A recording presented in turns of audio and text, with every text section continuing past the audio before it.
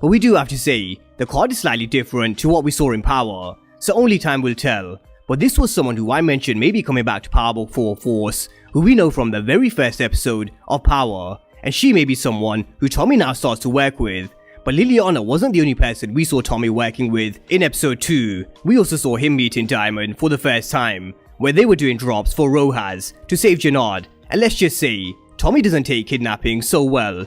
Now, there were also a few secrets revealed in this episode with D-Mac being JP Gibbs' son, and also Tommy's nephew. And Walter Flynn, he's sick, which is why he's so eager for Vic to take over the business. So we're gonna run through everything, all the storylines, characters, and secrets in this review and recap. But we started with Tommy watching over Chicago and reminiscing about Lakeisha and Cash. And you can tell he is still hurting and he hasn't moved on from her death, because this was someone he was about to propose to at the end of Power. But that was ripped away from him because of Tasha, because there is always consequences to this game. And it seems that JP has got himself caught up in a jam as well, with local gang members attacking his bar. But the person responsible for this was D-Mac, his own son, which we'll get to later on. But the person he called for help was Tommy. Now in this conversation there was a lot more background that was revealed than what we were told in episode 1. Now we knew he had a son, which of course we found out this week was D-Mac, but he also has an ex-husband and his father is sick, with medical bills sky high.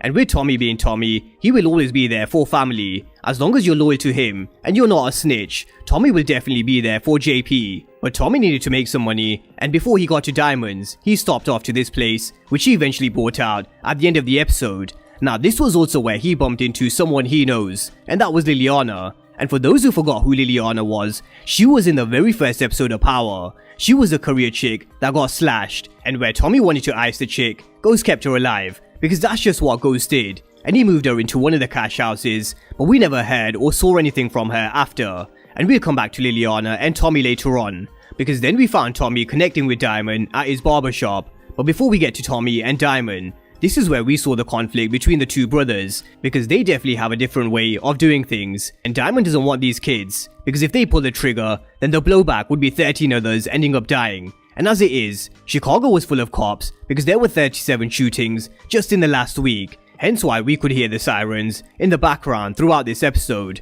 But there was a lot more history in this barbershop, because we learned that Diamond, he has a history in boxing, and Jenard, he's also a fighter as well, but he's someone who's more into mixed martial arts. But Tommy wasn't here trying to make enemies in a city which he just entered, so he gave the money and the drugs back that he took from Jenard. But we had Diamond telling Tommy, a man alone in these streets don't last long. But he was definitely intrigued by Tommy, and he wanted to know more after he put hands on Elijah, who's one of the CBI's most loyal soldiers. But before they bounced, here's the conflict between the two brothers again, because D-Mac strolled in, who's not afraid to get down and show his loyalty to the CBI. And sooner or later, we're gonna see Tommy and D-Mac striking up a relationship, and no doubt, Tommy will be the connection between JP and D-Mac. But they don't take orders from Diamond, they take orders from Jenard, who's been at the head of the organization for 15 years. But we then saw Diamond and Tommy being kidnapped by Rojas' men, because Rojas did say in episode 1 that they were gonna wait until Diamond got comfortable on the outside,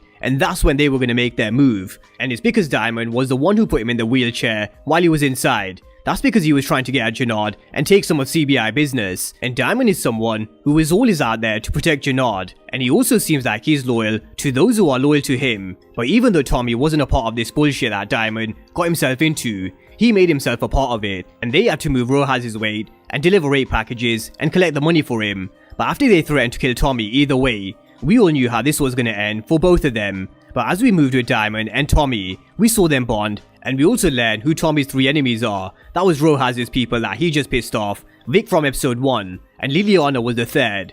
But he also put it into Diamond's mind that Jenard is the man who's holding everything down for him, and he's the one in charge of his organization. And this is a conflict we're going to continue seeing between Jenard and Diamond, because Diamond is someone who definitely wants to reclaim his throne. And we even heard him telling Tommy that Jenard doesn't understand how things used to be, and this is why Tommy and Diamond may get on so well. Regardless, he will always be there to protect his baby brother. So when he found out Rojas' men took Jenard, we saw Tommy and Diamond getting shit done. Or rather, Diamond saw Tommy getting shit done, drop after drop, because Tommy knows this game, and he knows how to play it. But not just with the game, he knows how to wear shit with his fucking cop, picking on Diamond. But what I do wonder from this scene is, What name popped up on the system when the cop ran the checks on Tommy? Because Tommy's supposed to be dead, and not many people know who he is or what his history is, apart from Liliana. But after they got Jenard, Tommy got paid. But the day that Diamond and Tommy had together, you could definitely tell this is a relationship that's gonna go far. Diamond likes the fact that he pays attention to detail.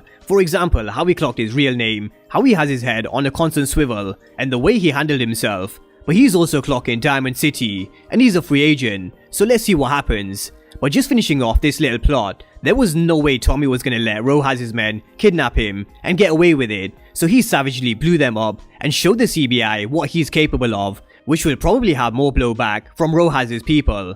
But when it was all said and done, when Tommy was paid, he went to go see his brother JP at their grandma's place, where JP played a video of him and Kate back in 1985. And this is a constant theme I think we're gonna see throughout season 1, which is more backstory to Tommy's character. But JP was pissed in this scene that Kate left him, because he said he fought as much as he could to hold on to his own son, but his mom came and took him when he came out, and maybe it was to protect his son, because we learned how DEF CON kept that private in Raising Kanan, because it would never have been accepted in the streets. But he's not seen D-Mac for 14 years, since he was 2 years old, so I doubt he even knows what he looks like, because D-Mac vanished into the streets, and this is where we also learned he was a shooter at the beginning of the episode, but he also knows who he's shooting at, because we saw him looking at a picture of him and JP. But that's not only JP's son, this is Tommy's nephew, and no doubt sooner or later he's gonna put 2 and 2 together, and he could be the reason why D-Mac and JP connect again. But speaking of connecting, let's talk about how Tommy then came back to Liliana after he bought himself a new place. Now, when he found Liliana, he said nothing ever good came out of ghosts leaving people alive, and he was right. For example, Maria Suarez. But Liliana is someone who followed the orders from Ghost and Julio, and she did what she was told. She never snitched, and Julio gave her money to leave New York. And just before Tommy could kill Liliana, he found this, and this looks very similar to the card that belongs to the Jimenez cartel. Now, it's not exactly the same, but it does have a very similar resemblance, so let's wait and see who this is. But Tommy may just have found a reason to keep Liliana alive, and he may well bring her on board, and we're trying to take over Chicago, so he's definitely glad that he bumped into an old friend. But let's move on to the Flynns.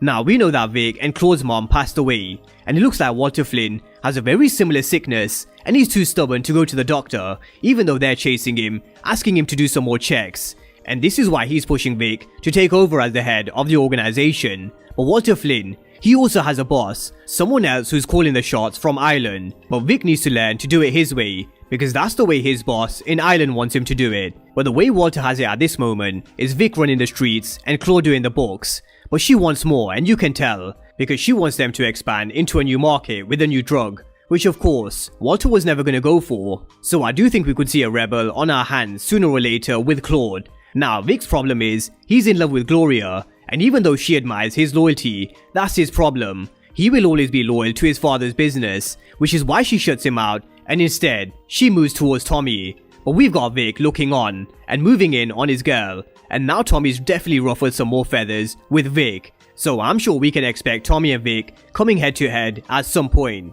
And that was episode 2, another very strong episode from Power Book 4 Force, which is definitely laying the foundations for an explosive season. But seasons, in my opinion, with the groundwork that they're putting in and the backstory that they're giving us. But of course, the main talking point is Liliana's return from power. And also this, does this belong to the Jimenez cartel? Drop all your thoughts